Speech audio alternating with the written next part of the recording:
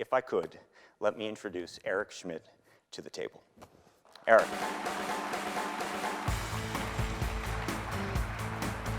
Hi there, hi. Yes, hi, Andrew. Thank you. Thank you, Eric.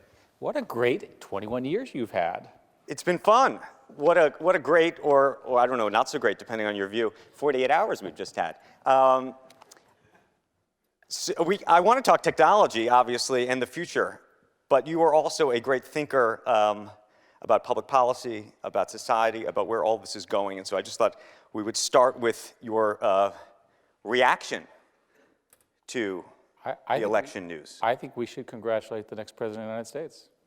Right? It's a significant achievement. Right? Think about most people did not expect this outcome, and it's a pretty amazing story.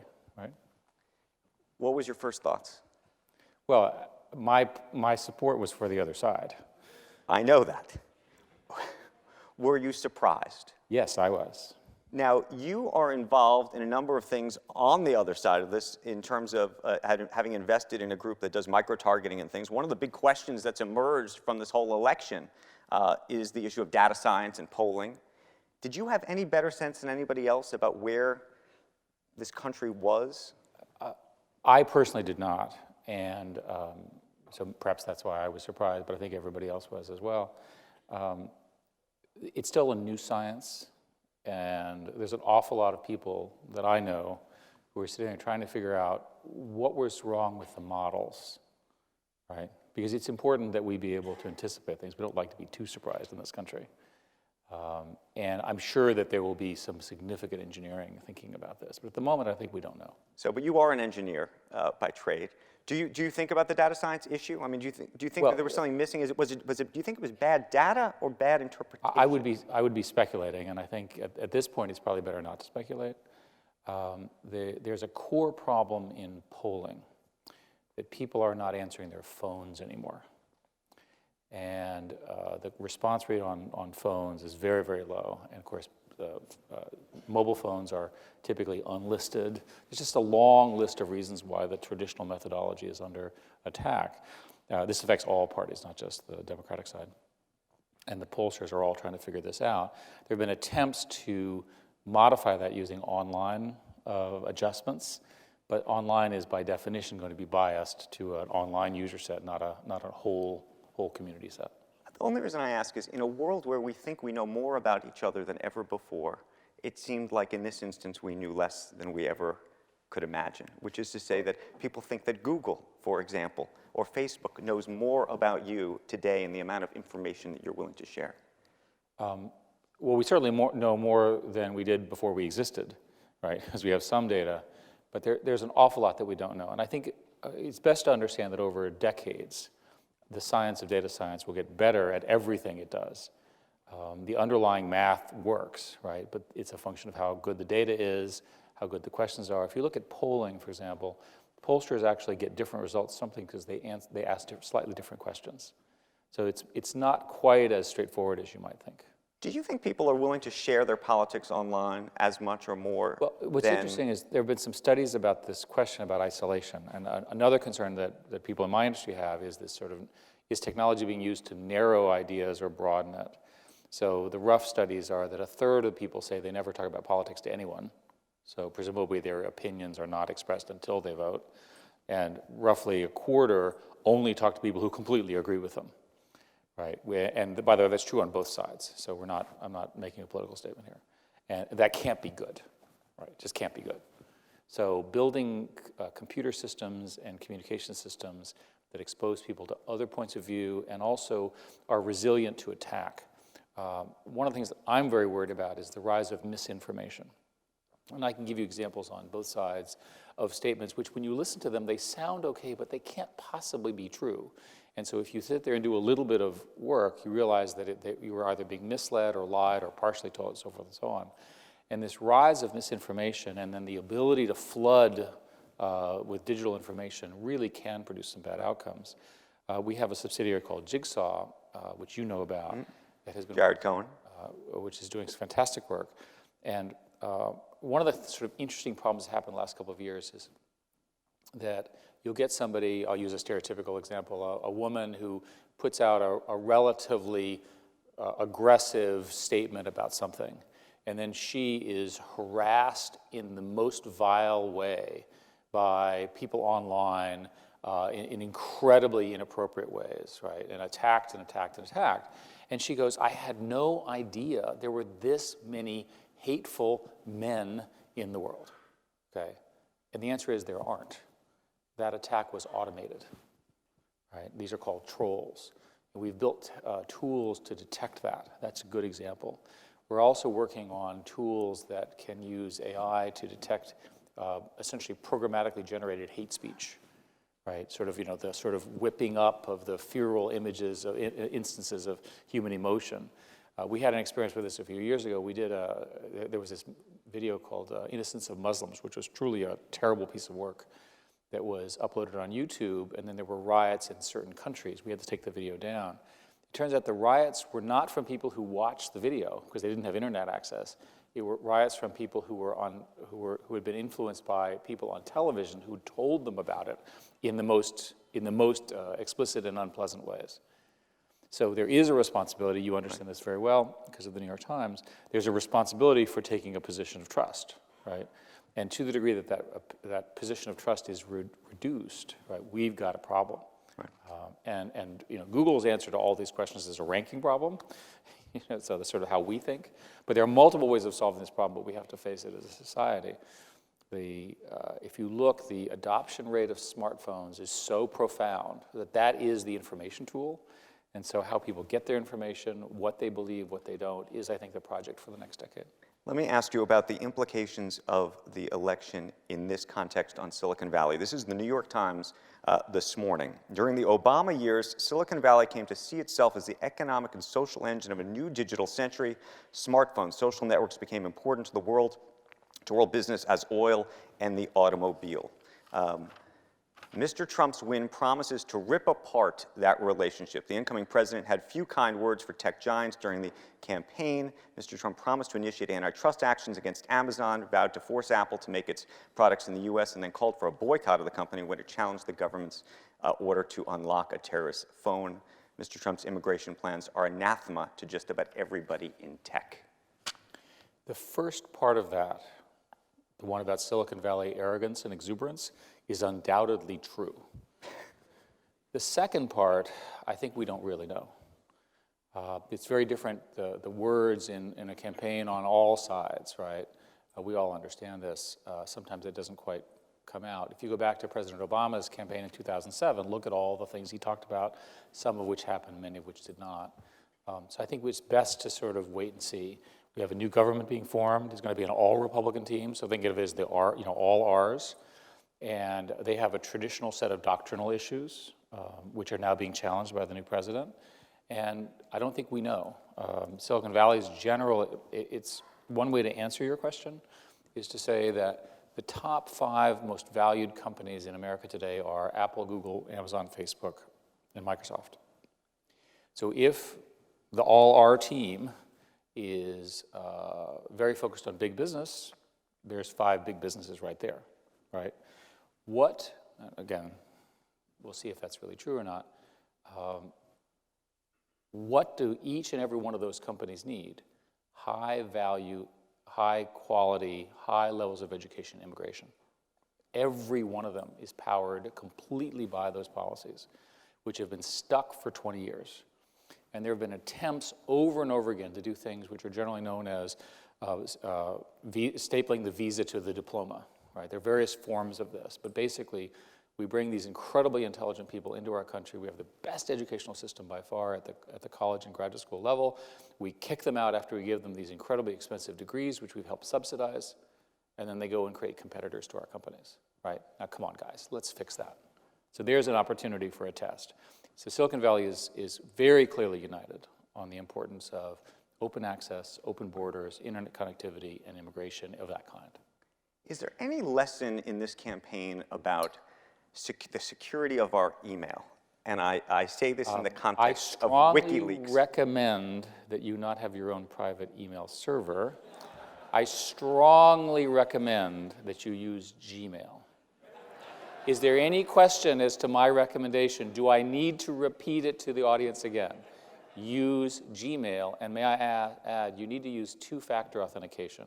Two-factor is the technical term for having a second factor to log you in. So 95% of the attacks, let me just digress because it's important to get this on the record, 95% of the attacks are phishing attacks, where someone sends you a form that says, you need to change your password because Google thinks you're a problem.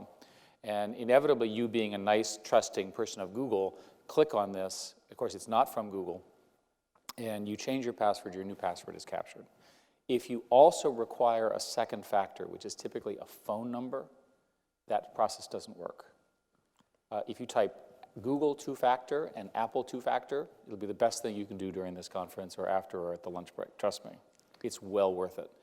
There are essentially no examples of this kind of problem with people using two-factor, and I think there's going to be an ever-increasing set of problems with people who use just a password.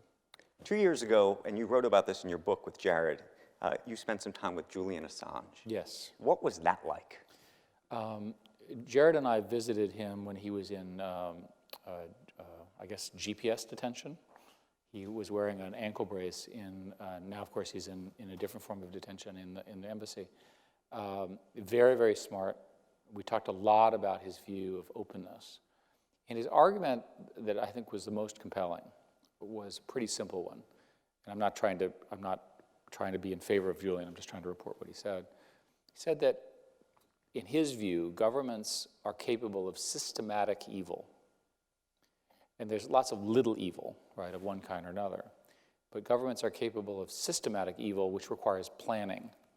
And that if you have a rule that any form of activity of the government is public, that is leaked, then it's impossible for the governments to get too far to go ahead in evil.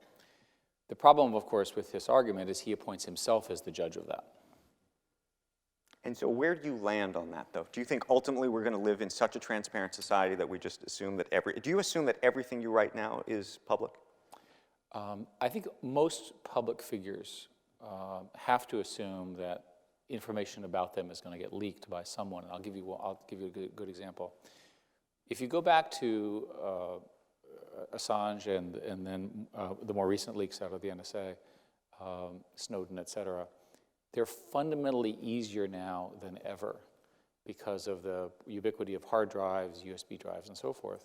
An obvious thing that the next president should do is have a division within the federal government that spends its time auditing the security of all the data of our citizens, right? Somebody who actually goes in and says, we cannot have the OPM leak occur again, right? What are we doing about it? In almost every case, we have a technical solution that is available, was not implemented, in order to avoid this kind of problem. But I think that until we take say it differently, we live online now, right? If you grab someone's smartphone, it's equal to or worse than grabbing their wallet or their purse, right? That's that personal a device. So that kind of device, that information is incredibly valuable to both to your friends, but also to attackers. It's important that it be secure. You were recently appointed to a council that the Pentagon has put together on innovation. That's right. Do you imagine, first of all, that council will continue and exist in the same form? I know Jeff Bezos is on it with you. Jen Palka, who's going to be here this afternoon, from Code for America, is also on the council. She's done a great job with us. Do you expect that to continue under Donald Trump? This year we started something called the Defense Innovation Board, and the Secretary Carter, who I admire a great deal, asked a set of outsiders to come in and look at how the Pentagon works. And the remit was quite broad. It was around technology and hiring practices and try to bring in some new ideas to what has been a traditionally relatively insular structure of 2.9 million people. So it's a very, very large organization. And what we do is we make recommendations, in this case to him, and then he acts on them. He's already announced a couple. One of the first he did is he announced the creation of a chief innovation officer to sort of host all of this and drive it. That's a good procedural thing and important. And another one is he announced the goal to make computer science a core competency of the department, right? And that means a lot from hiring. We understand that the board that was created is independent of the president and the presidency and so forth. We serve the institution, and so it continues regardless, and we would expect to continue. So Peter Thiel is not going to become the chairman now? Well, Peter is welcome to join our board because he's really, really good. Well, by the way, what did you make, briefly, and then I want to talk AI, what did you make of the backlash that Peter Thiel experienced given his position? I'm a Peter Thiel fan. I think that he's a brilliant entrepreneur. I like him personally, and I like a lot of the things that he says. It's my personal view. And I think that we want to have a culture where people can speak what they think. I admire what he did. Fair enough. He was here last year, and we had a tremendous conversation with him then.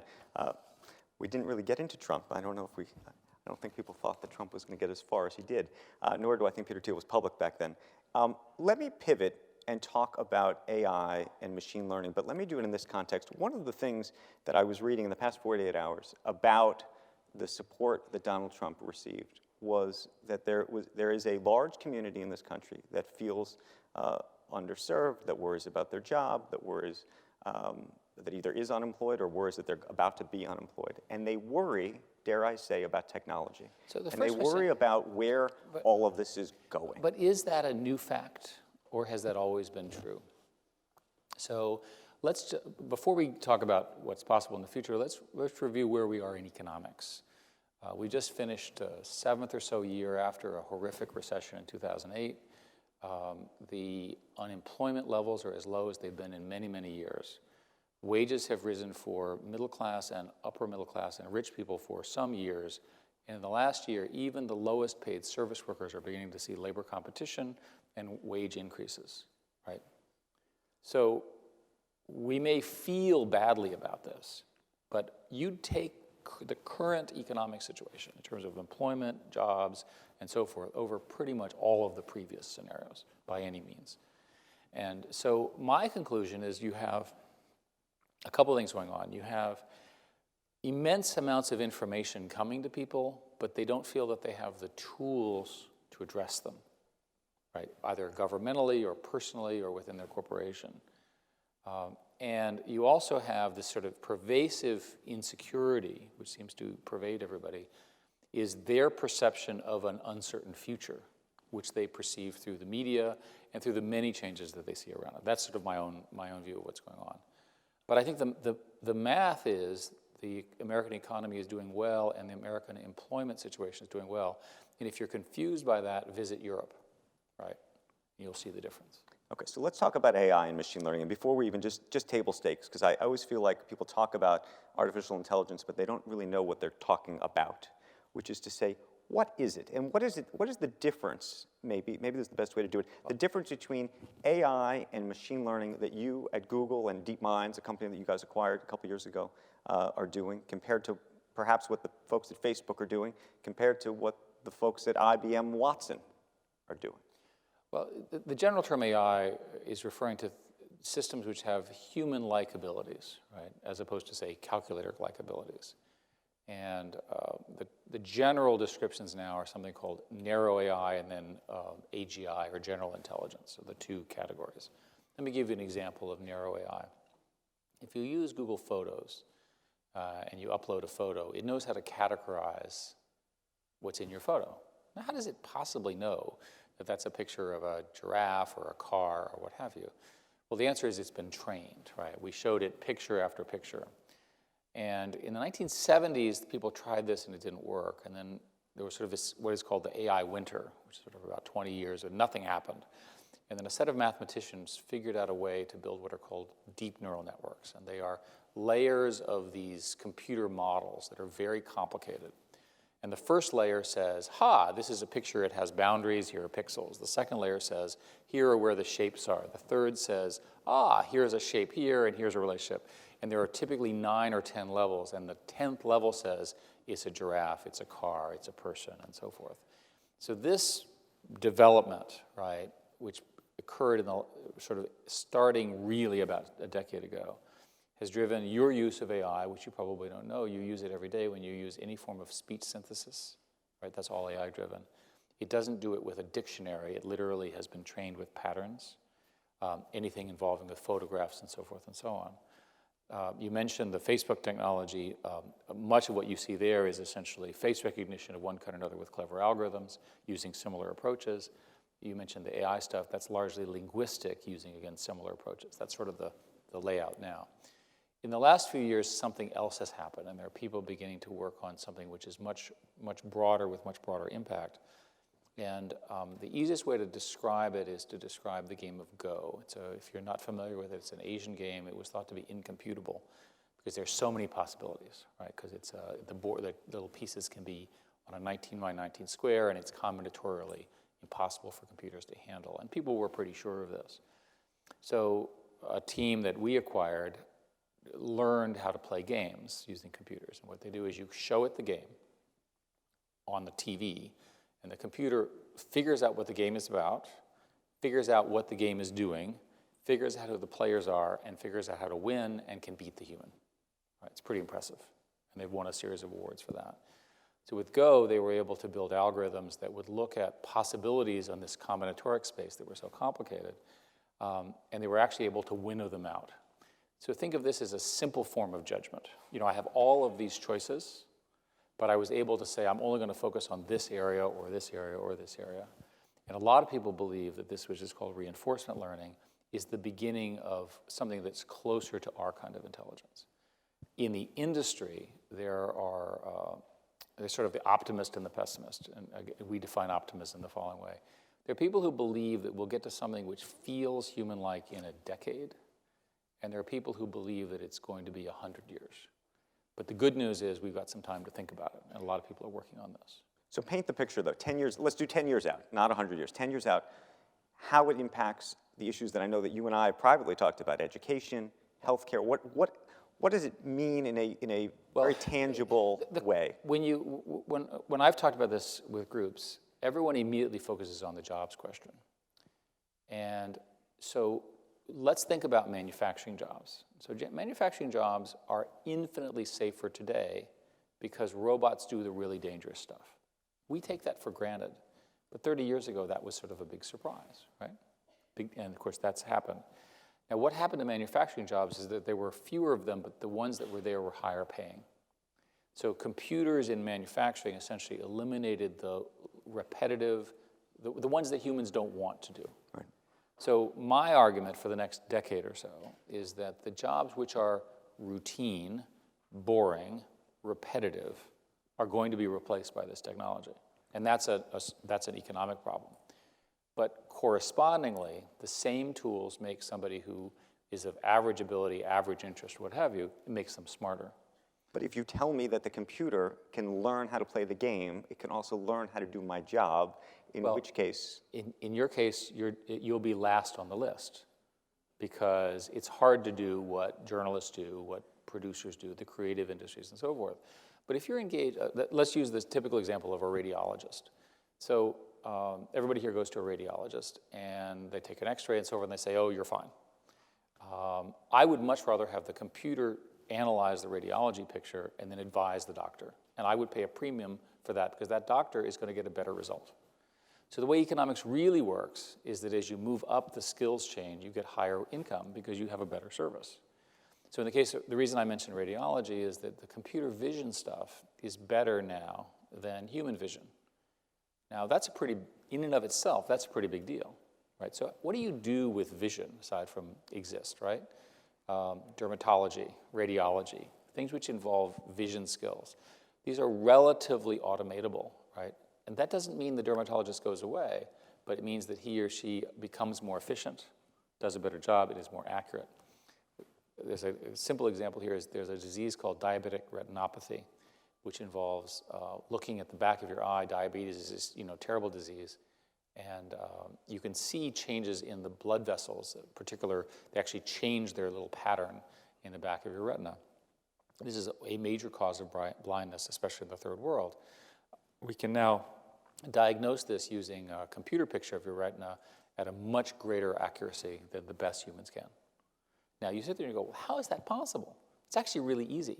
How many eyes can we show pictures of to a computer? Millions to train it.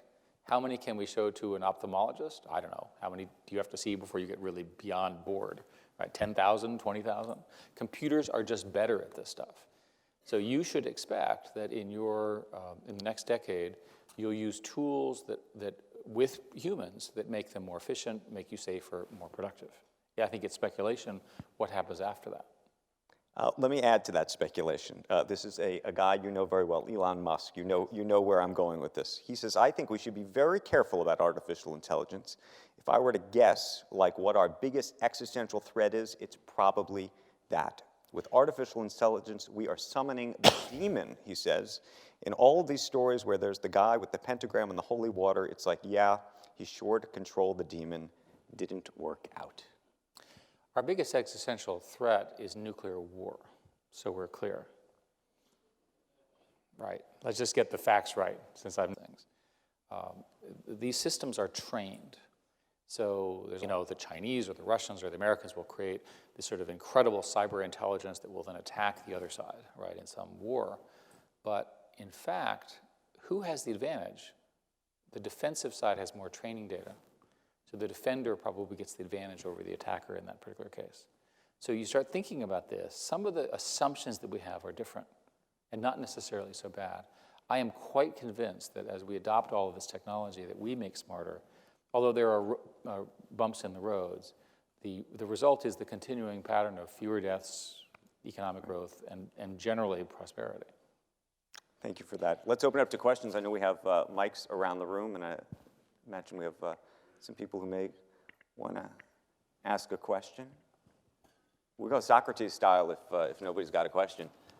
I see Walter Isaacson right over there. You might get forced to ask a question. Actually, in a moment. I didn't realize Walter was in the room. You can answer the DIB question.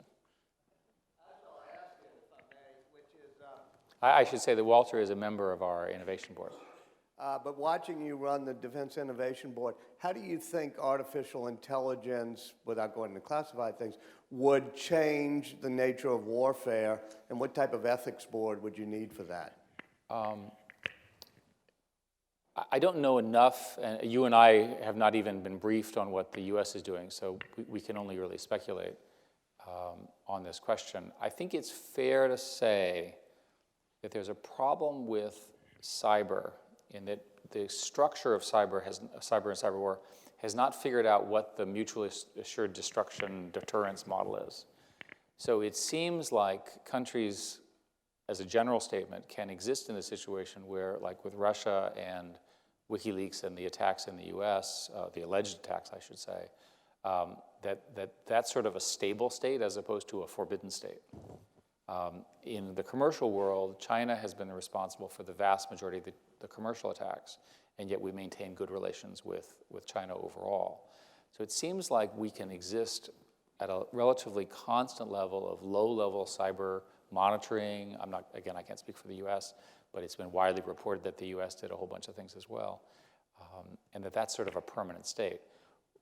What would be, if that's true, we need to come up with some doctrines around what would cause you to not go past a certain point in a cyber attack, right? So is what North Korea did to Sony, is that over and above what was okay, right? The US government said it was.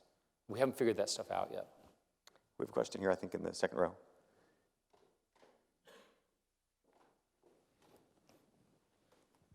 Hi, I'm a professor at Indiana University. I was just wondering, given the theme of the conference is playing for the long term, to what extent is this pressure from shareholders for quarterly, reporting, inducing sort of myopia in the way you manage for the long term? And the reason is, in Europe, there's been a push. 3 years ago, the European Commission actually mandated only semi-annual reporting, as opposed to quarterly reporting, in an attempt to sort of mitigate this myopia that they believe is occurring. So just your thoughts on this issue. Well, Google famously, in 2004 when we went public, put in a second class of stock, and then indeed now has a third class of stock that essentially gives great powers to the founders and the original owners, of which I'm a member, relative to the other shareholders. This is a model, by the way, also used in the New York Times. And the argument that we made, and we made so publicly, is that a bet on the company is the bet on this team. And as long as it's disclosed, that's fine. We have not faced the question, the hard question that you asked, so we've done okay with the quarterly earnings model. But there's no question that CEOs feel under enormous quarterly pressure, and they do things for the short term that they shouldn't be doing. A classic example is shaving of capital and cash. So they'll plan their cash collections and disbursements on a quarterly basis, which is entirely so they have good results to show, and they shouldn't do that. So any form of revision there, I think, is positive. I see Mr. Sonnenfeld at the top there with his hand up. Yes, Jeffrey hi. Sonnenfeld. A frustration that Secretary Carter has had, and I don't think it was a private issue. If it was, I'm in trouble now, has been that many of your peers have been reluctant to share vulnerability on cybersecurity issues. Until the last 18 months to 2 years, there was not a lot of discussion among your peer CEOs, whether or not it was through antitrust reasons or not wanting to admit vulnerabilities, but you set a different model and were initially criticized by some of your peer CEOs for being open, especially when it came to China. Do you think that CEOs today think differently about sharing corporate vulnerabilities than they did 2 years ago?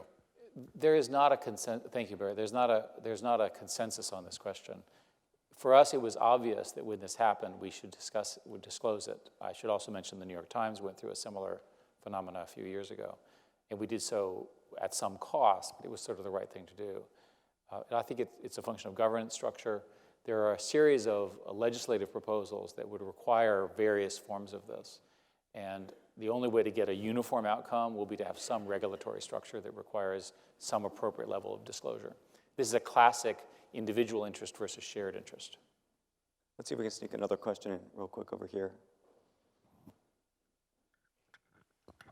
Hi, Rebecca Cooper. I'm from the Kogod School of Business at American University. So I'm going to ask you a question we've been asking all business leaders and thought leaders, including Walter, all year, and then I'm going to ask a question specifically for you.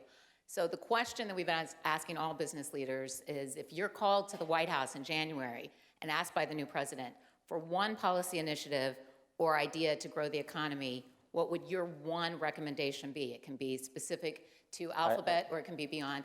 And then the second question I have to ask you, did you talk to John Podesta about two-step verification process, or what was your conversation with him? I'm not going to comment about John Podesta and emails. I'll let you talk to him about that. My answer is easy. The number one ask in the tech industry has been the H-1B visa limit cap. We have situations where we have employees who are brilliant, who are condoized. They're literally kept in condos in Vancouver and in other countries, just waiting to clear the auction for H-1B. I would fix that, and I would fix that on day one. If you want the quickest path to increase success in America, fix that problem. Eric Schmidt, everybody, thank you for kicking off the you all. day. Okay. Appreciate it very, very much. Okay, Andrew, okay. See you.